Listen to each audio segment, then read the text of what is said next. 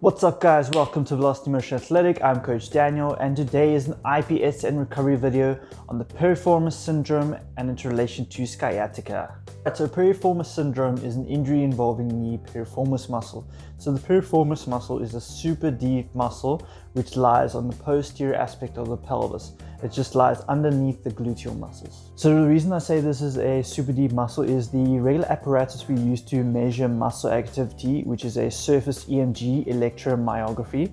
This can't even reach that muscle to measure its muscle activity. So it's actually much harder to do research about the muscle and what it actually does. It is understood that the piriformis muscle aids in hip stability, much like the glute medius, and its main movement is lateral rotation in the hip. So if we look at how the muscle is connected, we can see how it basically allows that lower leg to rotate laterally. Piriformis syndrome involves a spasm in the piriformis muscle which gradually gets worse over time.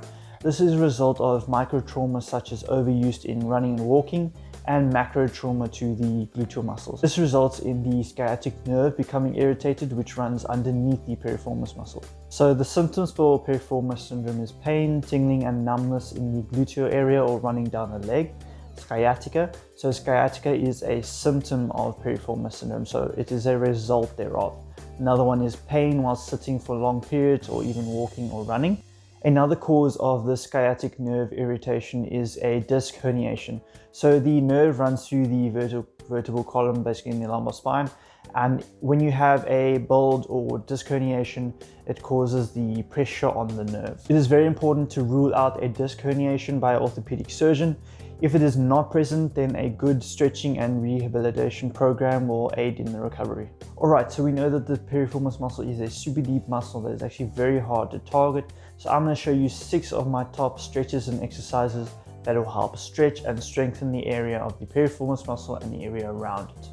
Okay, so the first one is called the Pigeons pose. So this can be very uncomfortable for some people, and the more flexible you are, the more deeper you can get into the stretch. But just to show you how it works, you're going to start on your hands, high plank position, and all you need to do is bring one leg across like you're going to do a tuck. Lay that foot down on the floor, your toes are pointing out, okay? Keep your hands for stability. Now you're going to straighten your back leg, drop the knee, and you basically need to sit into your hips, okay? So you're going to really feel the stretch in your glute muscles, so you need to sit down into it. Keep your back leg straight. And the more flexible you are, the more straight you can have this leg, so you can literally have it out at 90 degrees. You can have it straight in. Obviously, the more angled it is, the more you'll reach into that muscle. And then the lower you go, the deeper you'll reach that muscle as well. So you can also lie down and you basically relax in this position for about 15-20 seconds on each side. Okay, so the next one we are using the band. It is a kneeling feet abduction exercise. So you're going to put the band around the middle part of your feet. We're going to go into the all fours position. All right, so hands and feet on the ground. And I want your knees, hands and knees on the ground. I want your knees to be about hip width apart. Okay, even more if you want. And then what we're going to do is push the feet outwards and control it back in. So push out, control it back in. Okay, so you're really going to feel this in the glute muscles, very deep, so we might be hitting the piriformis muscle as well. Okay, you can do this in pulses as well, so a little bit quicker. Make sure you are always in control of the band. The longer you do this, the bigger the burn is. You can also do this without the band. If it is hurting too much, you get a little bit more range of motion into it as well. Okay, so the next one we're working on leg abduction. So as you can remember, the piriformis muscle is involved in hip stability and lateral rotation. So this is going to work those movements that we were talking about. So we're going to use a resistance band. You can use a cable, anything like that, just to attach it to the part of your foot, so your ankle. What I have is I have it around the middle side of my foot, just so it doesn't slip up and down. And I have it attached to a table. You can use a pole or anything, any sort of object that is stable. So we're going to push outwards against the resistance band. So keep your left leg, I'm using my right leg first, so your left leg is going to be planted on the floor. Keep your upper body nice and straight, so nice good posture, and you need to kick the leg, straight leg outwards, okay? So you can feel this on the side here in your glute muscles, and control it back to center, and reset, push out as far as you can, squeeze, push out, okay?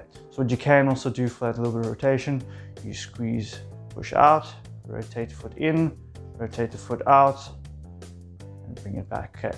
So we're just working, there's a little bit of movements going in and out with the abduction movement. And the fourth one is a prone ceiling kick. So you may know this exercise in different forms, but this one we are lying straight on the floor, okay? So just relax your head, hips, legs, everything flat on the ground. You're gonna raise one leg up to about 90 degrees, and all you need to do is push up towards the ceiling, okay? So squeeze and push down. Your range of motion is very limited in this position as you are fixed against the floor. If you are up over here, you can move a bit more because the rest of your body has a little bit more range of motion to move. So when you're flat on the floor, leg at 90, and you need to push and squeeze up towards the ceiling, and then swap other side, 90 degrees, push up towards the ceiling, okay? So you'll feel a nice real stretch in the glutes and the deeper muscles within. Okay, so the third one is a clam exercise. So what we're going to do, we're going to start on our side, so hips on the ground, elbow on the ground for support, your other arm can be on your hip. And all we need to do is squeeze and push your knees apart. So you're squeezing your glutes as you're coming up, pushing down. Right, so squeeze up and come down. So you're doing a clam formation. This is better to do with a band for that added resistance, as this is pretty easy just doing that. So when you have the band on you, you are working against it, squeezing the glutes on the top and going back down, and obviously you rotate on the other side. Okay, so the last one is very effective glute stretch. So all we need to do is put one leg over on top of your knee, all right? And for easy version, all you need to do is push the knees on top, back and out, okay?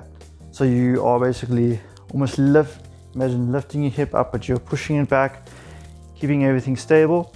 The more advanced version is you lift the opposite knee off the ground and push, okay? So this may look weird or feel weird, but you will feel it in the deeper muscles of your glute muscle, and obviously working your glute muscles as well. So we need to work the whole area around the piriformis muscle. Alright guys, and that is it for the piriformis and sciatica recovery video.